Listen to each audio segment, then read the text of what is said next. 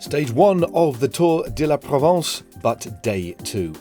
152 kilometres from Istres to saintes-maries-de-la-mer, and the wind was blowing. This was the route that the riders were to face. One categorised climb early on before heading back down south, looping round to the town just on the coast of the Mediterranean. 2 laps of a 23-kilometre finishing circuit to total 159.3 kilometres.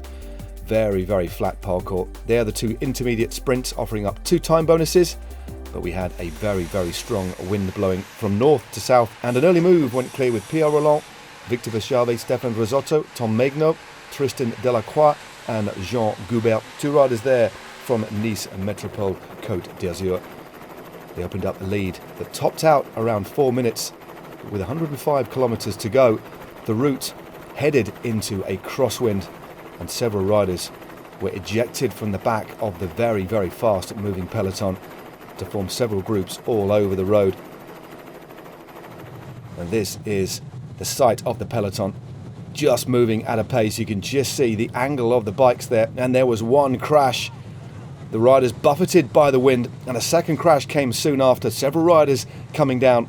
Chaos reigned within the peloton, and the gap to our leaders was slashed in the process. Several riders coming to grief in the very extreme conditions that we knew were going to be the order of the day today. We had a 27 rider group that eventually moved clear with 75 kilometres to go. A proper whittling down process in the brutal crosswinds, 50 km/h winds.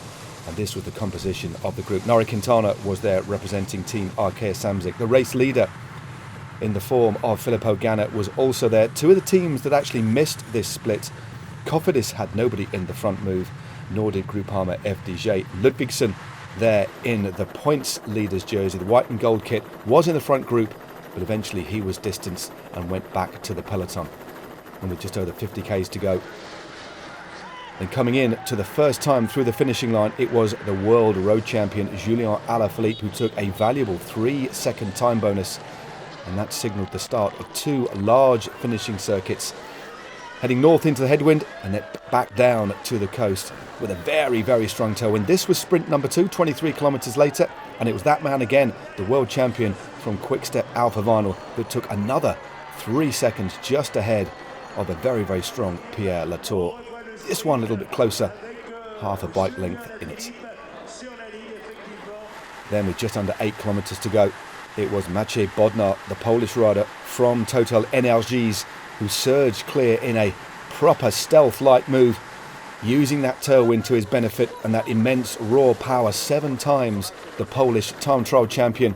But he was almost brought back with just under 2 kilometres to go by race leader Filippo Ganna. That surge, though, dropped Richard Carapaz. There was a momentary hesitation before everything came back together, and straight over the top, in fact on the inside, was Danish road race champion Mads Verst Smith of Israel Premier Tech, who briefly took Ganna with him. Carapaz unfortunately had to pay for his efforts, as did Maciej Bodnar. Heading in to the last 500 metres, it was Pierre Latour that took things up at the front in his root wheel. A very cool as a cucumber Luke Rowe. On the wheel of Luke Rowe was Elia Viviani. Just behind him was Sepp Van Mark in that white jersey, also there with the rainbow bands. Julien Alaphilippe coming into the final corner with about 150 metres to go. It was Elia Viviani who opened up the afterburners in a tremendously violent sprint to take the stage and open his account for the Ineos Grenadiers. A superb team victory for Ineos. Celebrations all round from the British squad. And that just shows what it means. Richard Carapaz, selfless riding there for the Olympic champion in the service of his teammate, making it 2 wins from 2 after Ganna took the opening prologue. But there's the overhead shot. Look at the gap that was opened up in a very short space of time. Delight all round for the Ineos Grenadiers. And that man, Elia Viviani. So Viviani takes the stage ahead of Sepp Van Mark. 3rd place, Julien Alaphilippe. 4th place, Martin Tusveld. Samuel Battistella in 5th. So another day in the black jersey for our race leader, Filippo Ganna. Showed his strength in the crosswinds today. What can he do tomorrow? We have a rolling parkour ahead of us, And that is the situation on the GC. Ganna still leads. Julien Alaphilippe moves up to second at 4 seconds. Pierre Latour moves up also. He's in third at 10. Then we have Battistella, Vildet, Skjelmos, Jorgensen, Vervaeke.